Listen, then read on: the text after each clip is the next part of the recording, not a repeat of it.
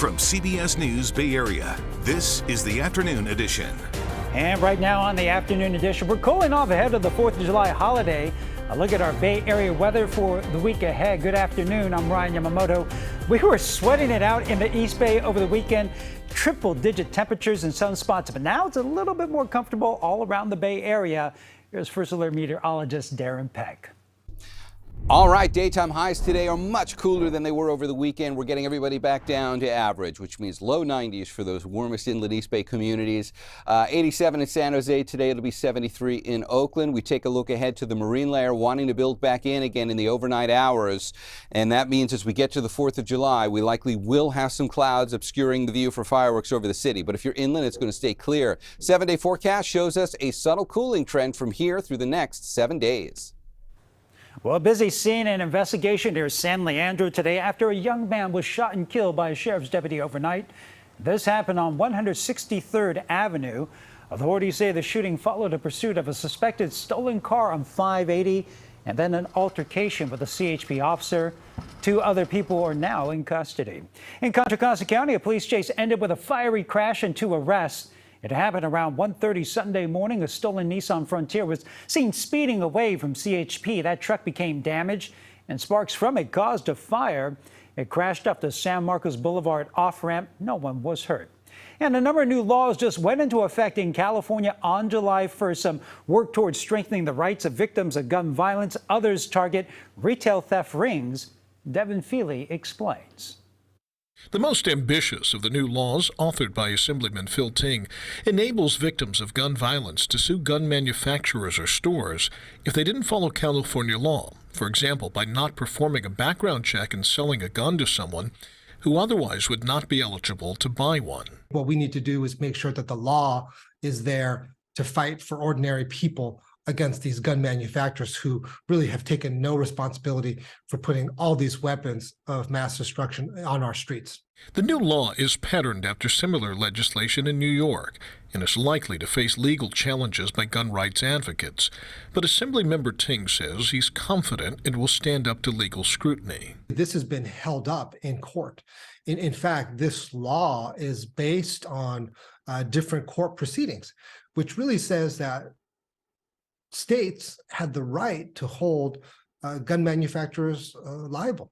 Another new law targets large retail theft rings. Specifically, it takes aim at the people who sell the stolen goods online, requiring them to disclose bank and other personal information to online marketplaces, thus making it harder to offload the stolen merchandise. And yet another new law seals the criminal convictions of felons 4 years after they complete their prison sentences. The information would still be accessible to law enforcement and to specific employers like schools.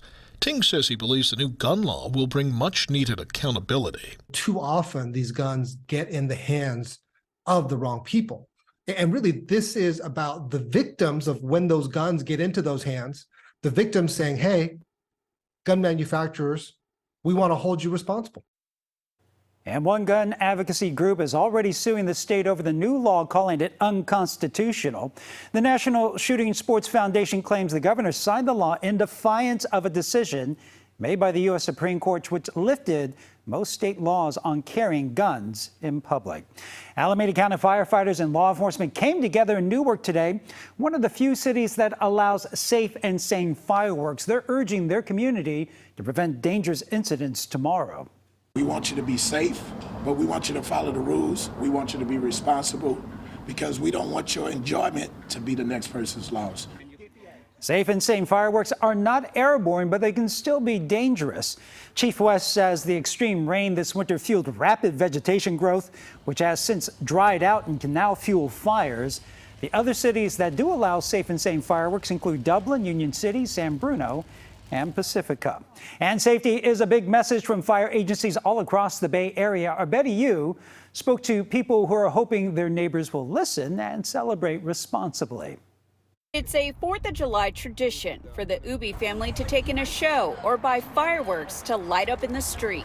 Last year our parents were here, so we went to the downtown to see the fireworks, and this year we are gathering a couple of friends, families, so we'll do fireworks and we'll go downtown to watch. The magic beans and this fountain. They had plenty to choose from at the stand located off Tassajara Road in Dublin, run by volunteers. This booth supports the Rotary Club of Dublin. It's one of the nonprofit's biggest fundraisers of the year. And all the proceeds from this, the net proceeds, all go back into the community, to the schools, seniors, veterans, people in need. What are you most excited about? The sparklers.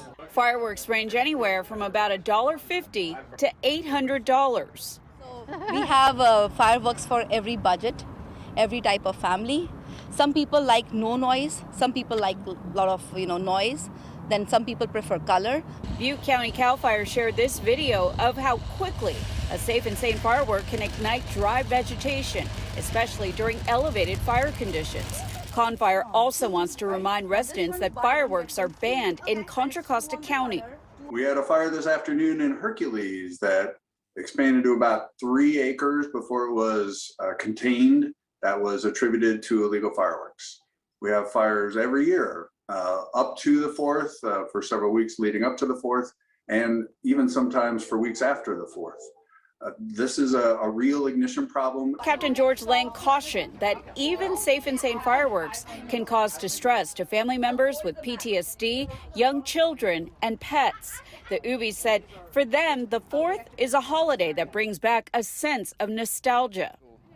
It kind of reminds us of home, back home, because we used to do fireworks on Diwali. And you can find a list of Bay Area 4th of July fireworks shows, parades on our website at KPIX.com. Now to other top stories. We're falling all across the country. Police in Baltimore searching for the shooter or shooters who opened fire at a block party early Sunday morning. 2 people were killed and at least 28 others were injured. And there's more fallout from last week's Supreme Court ruling. Skylar Henry reports the president is promising another approach to relieve student loan debt, while his Republican challengers largely defend the court's actions.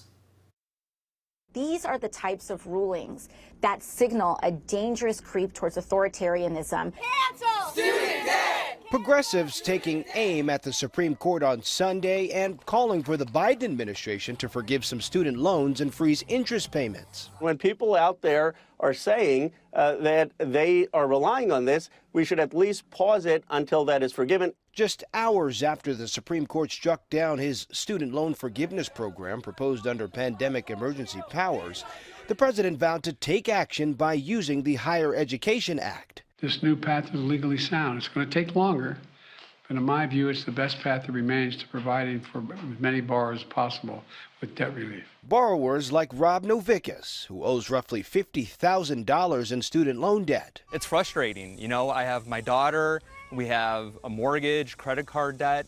So to know that in another month or two, I'm going to have an additional $500 to pay, it's tough. But Republican presidential candidates this weekend pushed back on the criticism of the court. When the court makes decisions that they don't like, all of a sudden the court is, a not normal court, according to President Biden. And widely hailed the Supreme Court's ruling to strike down affirmative action in college admissions. There may have been a time when affirmative action was necessary, simply to open the doors of all of our schools and universities. But I think that time has passed.